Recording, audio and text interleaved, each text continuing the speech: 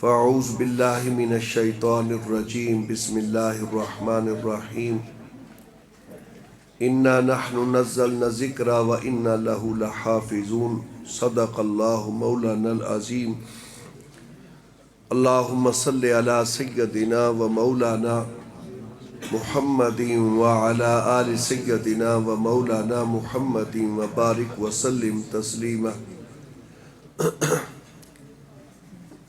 مجھے تو یہ بتایا گیا تھا کہ تکمیل بخاری ہے اور آخری حدیث ہے۔ مولانا عزیر صاحب نے تو یہی بتایا تھا، مجھے ابھی آ کر پتہ چلا کہ یہ قرآن پاک کی بچوں کی جن کی تکمیل ہوئی ہے حفظ کی، ان کا پروگرام ہے۔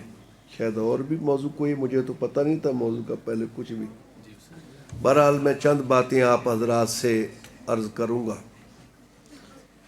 ایک بات تو یہ ہے کہ عالم اسباب کے اندر اللہ تعالیٰ کی ذات جو کچھ بھی کرتے ہیں اسباب کے ساتھ جوڑ کر کرتے ہیں۔ ہماری شریعت بھی، نبی اکرم صلی اللہ علیہ وسلم کی مبارک سیرت اور زندگی بھی ہمیں یہی بتاتی ہے۔ حضور صلی اللہ علیہ وسلم نے کسی موقع پر اسباب کو نہیں چھوڑا، آپ نے اسباب اختیار کیے۔ یہاں تک کہ معجزات کا جو باب ہے نا، وہاں بھی آپ کو اسباب نظر آئیں گے ساتھ ساتھ۔ دیکھ لیں آپ صلی اللہ علیہ وسلم کے معجزات میں، حدیث میں بخاری شریف میں جہاں یہ علامات نبوت آتی ہیں، ان کا معنی یہی ہے کہ معجزات حضور صلی اللہ علیہ وسلم کے۔ پانی نہیں ہے، پانی نہیں ہے، مسجد میں کوئی پانی کا انتظام نہیں ہوتا تھا۔ مسجد نبوی میں بھی لوگ گھروں سے وضو کر کے آتے تھے۔ باہر سے لوگ آئے ہوئے ہیں، جو گھروں والے وہ تو گھروں کو چلے گئے، باقی 70-80 بندے بیٹھے ہوئے ہیں، پانی نہیں ہے۔ حضور صلی اللہ علیہ وسلم نے پانی تھوڑا سا منگوایا، جس میں ہاتھ بھی ایسے نہیں داخل ہوتا تھا، مٹھی بند کر کے آپ کو ہاتھ داخل کرنا پڑا اس میں۔ اس سے اندازہ کیا جا سکتا ہے کہ پانی اس میں کتنا ہوگا کل برتن میں۔ پھر آپ نے ایسے نکالا تو آپ صلی اللہ علیہ وسلم کی جو انگشتان مبارک ہیں، ان سے پانی کے چشمے پھوٹے اور سب حضرات نے وضو کیا۔ لیکن آپ اس میں ایک بات دیکھیں، حضور صلی اللہ علیہ وسلم ایسے ہی کیوں نہیں کر لیتے؟ پانی کو منگوایا آپ نے پہلے۔ دیکھیں معجزہ ظاہر ہوا ہے لیکن سبب ساتھ رکھا گیا ہے، یہ نہیں کہ سبب سے پیچھے ہٹایا گیا۔ اللہ تعالیٰ کی ذات نے یہ اسباب پیدا کیے ہیں دنیا کے اندر، ان اسباب کو اختیار کرنے کا حکم بھی دیا گیا ہے۔ توکل اور تعطل یہ دو لفظ ہیں، عام طور پر ہم ان کے اندر فرق نہیں کر پاتے۔ اسباب کو چھوڑ دینا یہ توکل نہیں ہے، یہ تعطل ہے۔ جس سے لفظ معطل کا استعمال ہوتا ہے اسی سے تعطل ہے، مصدر ہے تعطل۔ توکل کا معنی ہوتا ہے کہ اسباب کو اختیار کر کے نتائج کے بارے میں نگاہ اللہ کی ذات پر ہو، کہ مولا کریم سبب جو تیرا تھا وہ تو میں نے اختیار کر لیا، لیکن آگے اس سے نتیجہ جو برآمد ہونا ہے وہ تیری قدرت سے ہی ہونا ہے، سبب کے اندر تو کچھ نہیں ہے۔ یہ بات میں نے عرض کی تمہیداً کہ آپ علیہ السلام کے جتنے معجزات لیں گے، غزوہ خندق کے موقع پر بھوک تھی، آپ کے پیٹ مبارک پر پتھر بندھے ہوئے، صحابہ کے پیٹوں پر پتھر بندھے ہوئے۔ حضرت جابر رضی اللہ تعالی عنہ دیکھا آپ علیہ السلام کے چہرہ مبارک پر بھوک کے اثرات نظر آ رہے تھے۔ ظاہر بات ہے بندہ جب بھوکا ہو، 1-2 دن کا فاقہ گزرے تو چہرے پر تو اثرات ہوتے ہیں۔ یہ اثرات نبوت نبی پر بھی ہوتے ہیں، دنیا میں یہ خاصے جو بشریت کے ہیں وہ انبیاء کے ساتھ بھی ہوتے ہیں۔ تو گھر گئے بیوی کے پاس، بیوی ان کی عمر میں بڑی تھی، حضرت جابر رضی اللہ تعالی عنہ کی، بڑی سمجھدار تھی۔ جا کر بیوی سے کہا کچھ گھر میں کھانے کے لیے ہے؟ میں نے حضور صلی اللہ علیہ وسلم کے چہرہ مبارک پر بھوک کے آثار دیکھے ہیں۔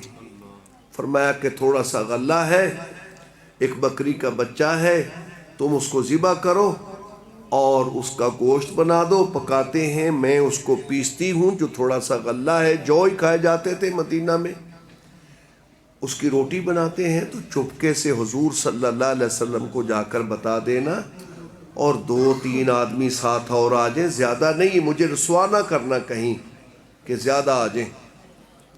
حضور صلی اللہ علیہ وسلم، یہ گھر میں یہ ہوا، بکری کا بچہ ذبح کیا، گوشت بنایا، اور ادھر بیوی نے وہ آٹا پیسا، روٹیاں پکنے لگیں۔ حضرت جابر چلے گئے نبی پاک علیہ السلام کے پاس، چپکے سے کہا، حضور علیہ السلام نے تو اعلان کر دیا بھئی جابر کے گھر دعوت ہے، چلو اہل خندق۔ اب بڑے پریشان ہو گئے کہ کیا کروں میں، آگے آگے چل پڑے۔ بیوی کو کہا کہ حضور علیہ السلام سب کو لے کر آ گئے۔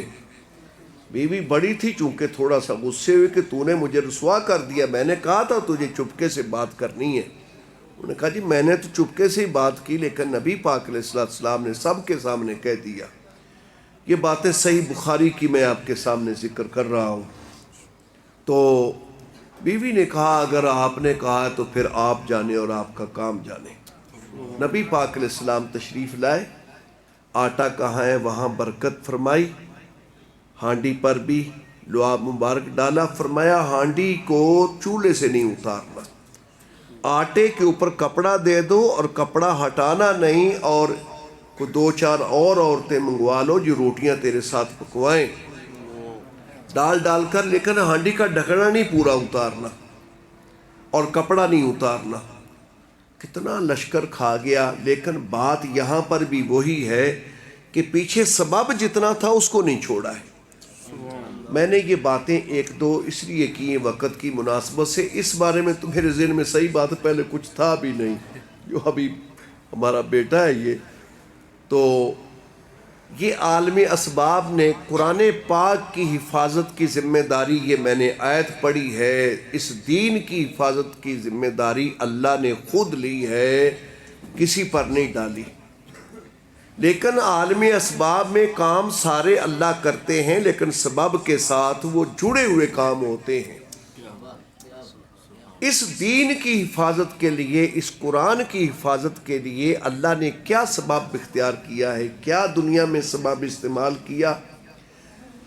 حکومتیں اپنی حکومت بچانے کے لیے اندرونی طور پر خرفشاروں سے بچنے کے لیے پولیس کو بھرتی کرتی ہے، ایجنسیاں ہوتی ہیں، اور پتہ نہیں کتنی کتنی فورسیں ہوتی ہیں۔ بحر کی یلغار سے بچنے کے لیے فوجیں بھرتی کی جاتی ہیں، بھاری ان کے خرچے اٹھائے جاتے ہیں، بجٹ کا بھاری خرچہ جو ہوتا ہے تقریباً سارا بجٹ ہی سمجھو ادھر جاتا ہے حکومتوں کا۔ دنیا میں ایسا ہی ہو رہا ہے نا جی۔ یہ چھوٹے چھوٹے جو آپ کے فرزند ہیں، بچے ہیں، میرے رب نے قرآن کی حفاظت کے لیے ان کو بھرتی کیا ہے۔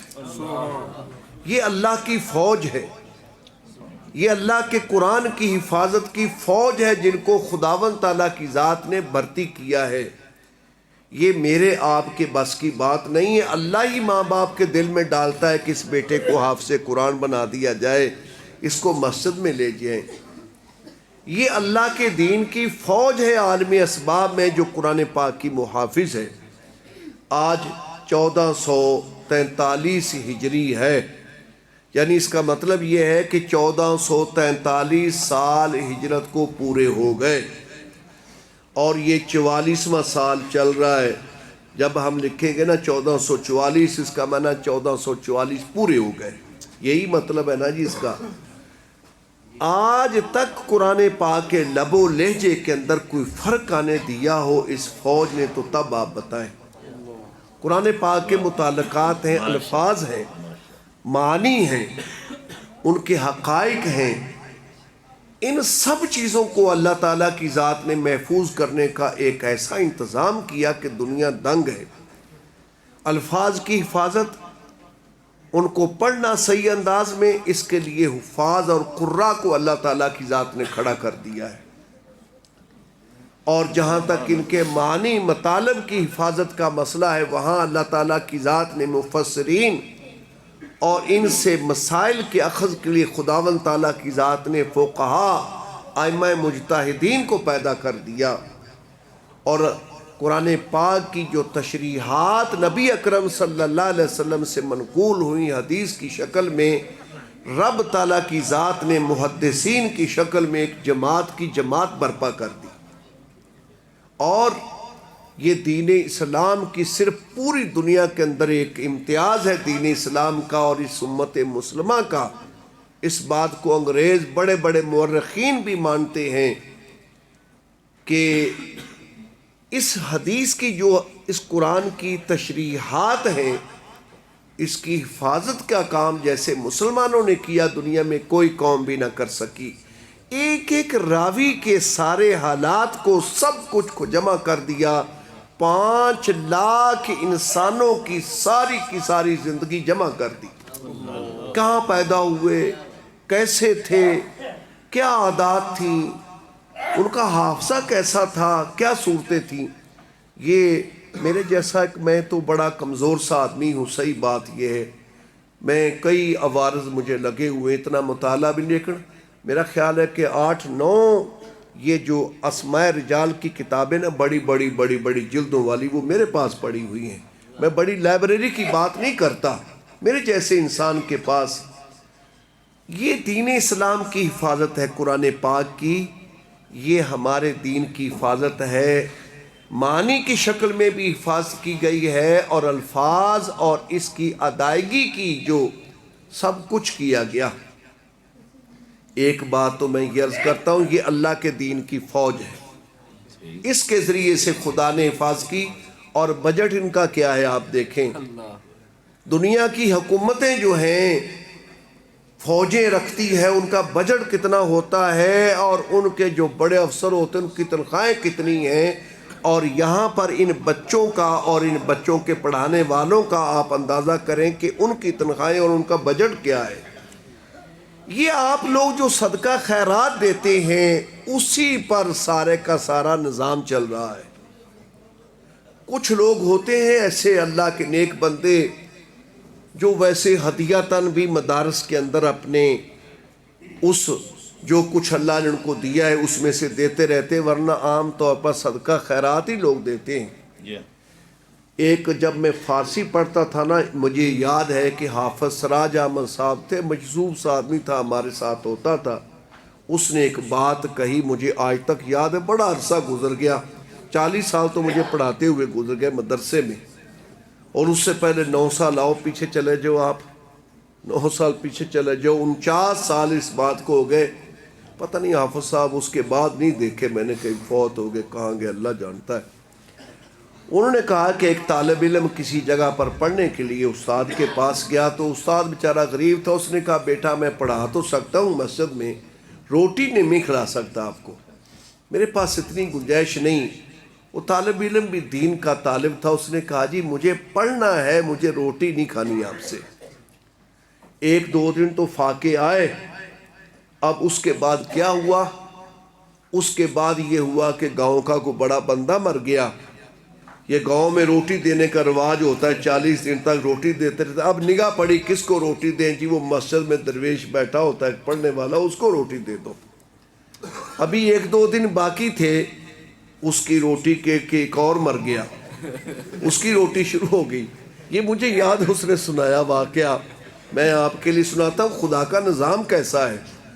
اگر سیدھے ہاتھ نہیں دو گے نا تو الٹے ہاتھ سے دو گے، میں اس کی بھی ابھی بھی آپ کو دیتا ہوں مثال اس کی میں۔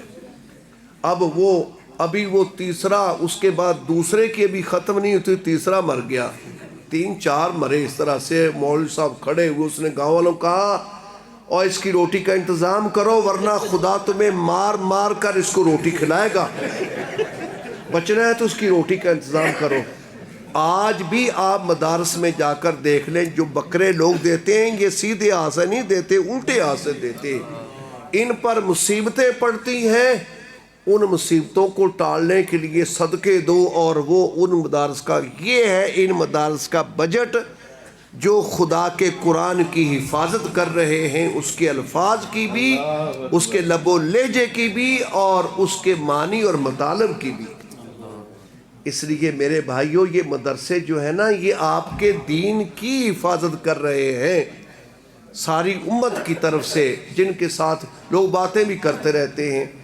ایک حدیث جو میں نے پڑھی ایک جگہ پر، قاری طیب صاحب رحمۃ اللہ علیہ نے بھی اس کو ذکر کیا.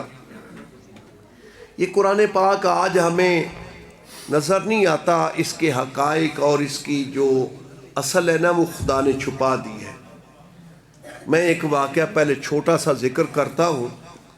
ہمارے ہندوستان میں ایک بہت بڑے بزرگ گزرے، مولانا فضل الرحمان صاحب گنج مراد آبادی رحمۃ اللہ علیہ. حضرت تھانوی رحمۃ اللہ علیہ کے زمانے سے اسی زمانے کے ہیں. مولانا سید ابو الحسن الندوی رحمۃ اللہ علیہ نے لکھا کہ 2 خانقاہیں ہیں جو اللہ کے عشق کی دکانیں ہندوستان میں اپنے دور میں.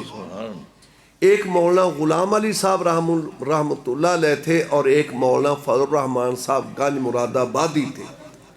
یہ بات کہی دارالعلوم دیوبند کے صدر مدرس اور شیخ الحدیث مولانا فخر الحسن صاحب گنگوہی رحمۃ اللہ علیہ نے. بخاری کی ان کی ایک شرح ہے ایضاح البخاری، اس کے شروع میں لکھی ہوئی ہے. ایک مولوی صاحب تھے، مسلکاً غیر مقلد تھے، پنجاب کے تھے، حضرت یو پی کے تھے.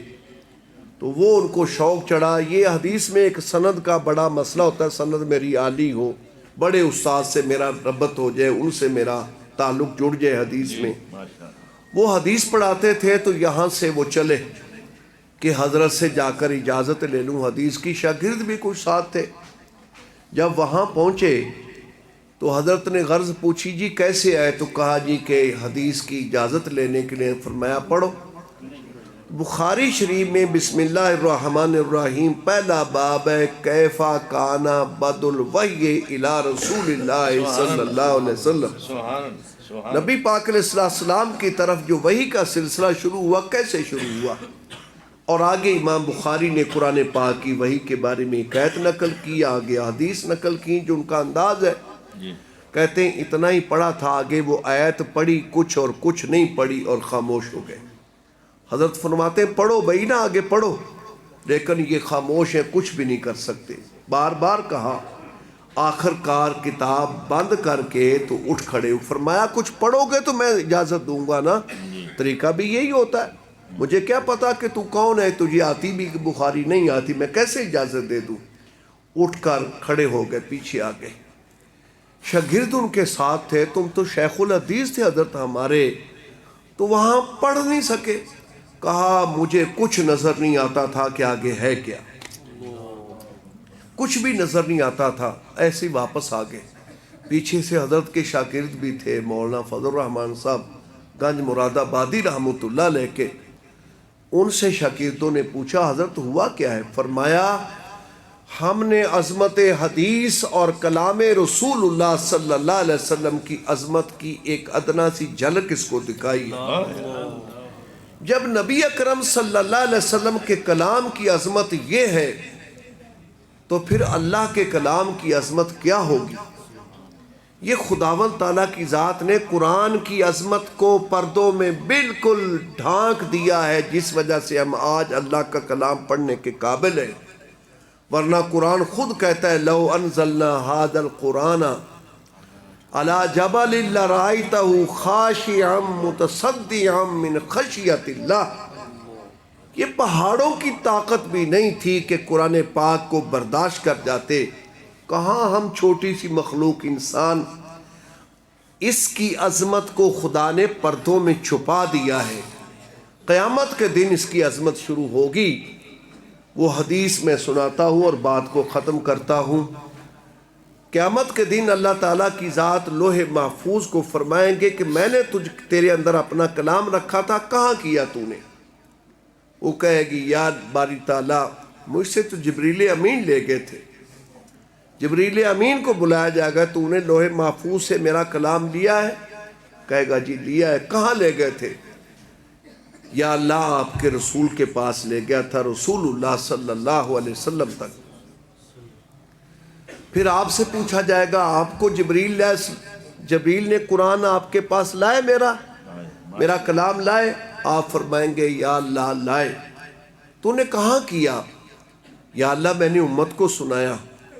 فرمایا کہ نبی پاک علیہ السلام کا منبر لگایا جائے گا اور آپ صلی اللہ علیہ وسلم کو فرمایا جائے گا کہ جیسے دنیا میں پڑھ کر تو نے ان کو سنایا تھا آج بھی پڑھ کر ان کو سنا۔ اس دن قرآن پاک کے اندر 4 چیزیں ہیں، ایک الفاظ ہیں، دوسرے اس کے معنی ہیں، تیسرے اس کے حقائق اور مضامین ہیں، اور چوتھی چیز ہے قرآن پاک کی کیفیات۔ یہ آج کچھ اللہ والے ہوتے ہیں جن کو کیفیات کا احساس ہوتا ہے، رحمت کی آیتیں بھی آتی ہیں دل پر اور کیفیت ہوتی ہے، اور کہیں کہیں خدا کی سختی اور ناراضگی اور وعید کی آیتیں بھی آتے ہیں، دل ڈرتا ہے، توبہ توبہ کرتے اور روتے ہیں خدا کے سامنے۔ لیکن آج یہ چیزیں چھپی ہوئی ہیں ہم سے۔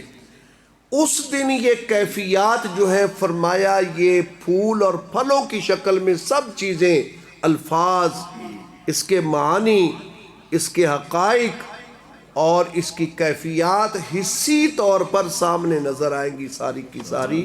اس دن قرآن پاک کی اس حقیقت کا پتہ چلے گا، وہ دن ہوگا۔ اللہ کے بندو، یہ بہت بڑی سعادت ہے جو خداوند تعالیٰ کی ذات نے ہمیں نصیب فرمائی۔ آپ صلی اللہ علیہ وسلم کی برکت سے قرآن پاک ہمیں ملا ہے، یہ اللہ کا کلام۔ اس لیے اس کو پوچھ نہیں دینی چاہیے۔ یہ چھوٹے چھوٹے بچے آپ کے ہیں، یہ قرآن پاک ان کی قدر کرنی چاہیے بالکل۔ میں ایک واقعہ ذکر کرتا ہوں، میں نے کل پرسوں بھی پڑھا اور پہلے میں نے سنا بھی تھا، پھر میں نے پڑھا بھی صحیح۔ تو یہ مولانا عزیز الرحمان صاحب جو ہے نا ختم نبوت والے، انہوں نے بیان کیا تھا۔ میرے شیخ ہیں حضرت مولانا محمد نواز صاحب زیدہ مجدم العالی ملتان میں، ختم بخاری پر 1 سال میں بھی وہاں تھا، تو اس وقت انہوں نے بیان فرمایا۔ حضرت مولانا عزیز الرحمان صاحب کے نواسے کا اس دن ختم تھا بخاری کا، تو کہتے ہیں کہ میں بوڑھا آدمی تھا، تو انہوں نے مجھے کہا نانا جی آپ نے ضرور آنا، میں کہیں اور تھا، میں چھوڑ کر پروگرام آ گیا۔ انہوں نے ایک واقعہ بیان کیا طالب علموں کی خدمت کا، مدرسے کے ساتھ تعلق کا۔ کہتے ہیں کہ حضور علیہ السلام نے پہلے زمانے کی، یہ میں نے کتاب میں بھی پڑھا ابھی، پہلے زمانے کی بات کی کہ کوئی طالب علم تھا، کسی مدرسے میں پڑھتا تھا، سب میں کمزور ایک طالب علم تھا۔ چھٹیاں ہوئیں، طالب علم گھروں کو گئے، وہ بھی گھر جا رہا تھا، پیدل جا رہا تھا، گرمی کا موسم تھا، پیاس لگی۔ راستے میں ایک بڑے آدمی کی حویلی تھی اور دروازہ کھلا ہوا تھا۔ پیاس کا مارا اندر گھس گیا، کہیں پانی مل جائے پی لوں۔ اندر دیکھا تو وہ چودھری صاحب جو تھے، وہ اس گھر والے حویلی والے، وہ ایک اپنے بڑا چارپائی ہے یا ان کا کوئی تخت تھا جس پر بھی وہ بیٹھے ہوئے، وہاں پر کوئی ملازم ان کا نہیں ہے۔ اندر آ گئے، انہوں نے پوچھا بیٹا کیوں آئے ہو؟ کہا جی پیاس لگی ہے، پانی پینا ہے۔ تو وہ اٹھے، مٹی کا گھڑا تھا، مٹی کا پیالہ تھا، جا کر ایک پیالہ پانی کا اپنے ہاتھ سے وہ چودھری صاحب بھر کر لے آئے اور اس کو پلایا۔ ملازم کوئی نہیں تھا، پانی پیا، وہ چلا گیا۔ مرنا تھا، موت آنی تھی، دونوں فوت ہو گئے۔ یہ منظر دکھائے گئے، پیش تو آنے ہیں آخرت میں، لیکن عالم مثال میں آخرت کی تصویر ہوتی ہے، دنیا کی بھی اور آخرت کی بھی، دونوں کی میں اس پر بات نہیں کرتا، یہ عالم مثال کی۔ حضور علیہ السلام نے فرمایا کہ اب حشر کا دن لگا ہے، حساب کتاب ہو رہا ہے۔ اب وہ چودھری صاحب حساب کے لیے آئے تو اللہ تعالیٰ نے پیچھے ہٹا دیا، تیرا حساب بہت لمبا ہے، پیچھے ہٹ جاؤ۔ بڑی مشکل بن گئی، پریشانی بن گئی کہ میرا بنے گا کیا، حشر کا دن تو بڑا مشکل ہے دن۔ اب وہ طالب علم جو ہے نا وہ بھی حساب دینے کے لیے آیا، اور راستے میں یہ پریشان چودھری صاحب، ایک پیالہ پانی کا پلانے والا کھڑا ہوا ہے، پریشان ہے۔ اس نے اس کو کہا بیٹا مجھے جانتے ہو؟ کہا میں جانتا ہوں آپ کو، آپ نے مجھے پانی پلایا تھا۔ کہا میں وہی ہوں، آج میں بڑی مشکل میں ہوں، میرا حساب بڑا سخت ہے، خدا تعالیٰ ناراض ہے، میری سفارش کر دو کہ اللہ مجھے معاف کر دے۔ انہوں نے کہا میں کر دوں گا۔ اللہ تعالیٰ کے ہاں گئے، اللہ تعالیٰ نے فرمایا تو نے میرا دین پڑھا، میں نے تجھے معاف کیا، بخش دیا۔ اس نے کہا یا اللہ دنیا کے اندر ایک گرمی کی دوپہر تھی اور میں اس طرح سے آ رہا تھا اور پیاس مجھے بڑی لگی ہوئی تھی، مجھے پانی پینا تھا، اور میں ایک آدمی کے گھر میں حویلی میں گھس گیا، اس نے پانی پیالہ مجھے پلایا تھا، میں اس کے لیے سفارش کرتا ہوں یا اللہ اس کو بھی معاف کر دے۔ فرمایا تجھے تو ہم نے معاف کیا اس لیے کہ تو نے ہمارا دین پڑھا، عمل کیا، اور اس کو میں اس لیے معاف کرتا ہوں کہ اس نے تیری یہ خدمت کی تھی، ہم نے اس کو بھی معاف کر دیا۔ کسی درجے کے اندر ان طالب علموں کی خدمت کے ساتھ جڑ جانا، یہ 4 پہیے ہیں، سمجھے تعلیم کے 4 پہیے ہیں۔ ایک تو تعلیم پانے والے طالب علم، دوسرے تعلیم دینے والے معلمین، تیسرے منتظمین جو مدرسے کا انتظام چلاتے ہیں، اور چوتھا پہیہ ہے معاونین کا۔ کوئی نہ کوئی پہیہ بن جانا چاہیے اس گاڑی کا، یہ گاڑی جنت میں لے کر جانے والی ہے۔ اس لیے بھائی یہ قرآن پاک جو بچے پڑھ رہے ہیں، یہ رب کی فوج ہے جو اللہ تعالیٰ نے برپا کی ہے، اور یہ اس کا انتخاب ہے۔ دنیا میں کوئی بھی فورس جمع کرنی ہے، پولیس میں پہلے زمانے میں تو پولیس والا ملتا ہی کوئی، بھرتی نہیں ہوتے تھے لوگ، مجھے پتا ہے بچپن کی بات ہے، بھرتی کوئی نہیں ہوتا تھا، ایسے ہی جب بھی جو جایا چلو۔ اب بڑی سفارشیں اور بڑی رشوتیں دینی پڑتی ہیں، پھر بھرتی ہوتے ہیں، اور بڑا جناب ان کا ڈائریکٹری اور یہ اور وہ اور فلاں ہوتا ہے۔ فوج میں بھی یہی کام ہے۔ مقصد یہ ہے کہ وہ دیکھ کر انتخاب کرتے ہیں کہ یہ ہمارے کام کا ہے یا نہیں ہے۔ یہ اللہ کا انتخاب ہے، اللہ نے بھی دیکھ کر کیا ہے، وہ تو علیم بذات الصدور ہے۔ اس لیے یہ مدارس بڑی خدا کی نعمتیں ہیں، ان کے ساتھ جڑ جانا کسی درجے میں یہ اپنی نیک بختی ہے۔ اللہ تعالیٰ مجھے آپ کو اس تعلیمی یہ جو سلسلہ ہے کسی نہ کسی طرح اس کے ساتھ جڑا رہنے کی توفیق عطا فرمائے، مرتے دم تک ہم جڑے رہیں۔ انشاءاللہ ہماری بخشش کی کوئی نہ کوئی سبیل ضرور پیدا ہو جائے گی۔ حشر کی باتیں میں نہیں کر سکتا، وہ تو بڑا مشکل معاملہ ہے، اس لیے کوئی نہ کوئی صورت پیدا ہو جائے گی۔ اللہ ہمیں جڑنے کی توفیق عطا فرمائے۔ وآخر دعوانا الحمدللہ رب العالمین۔ یہ بچے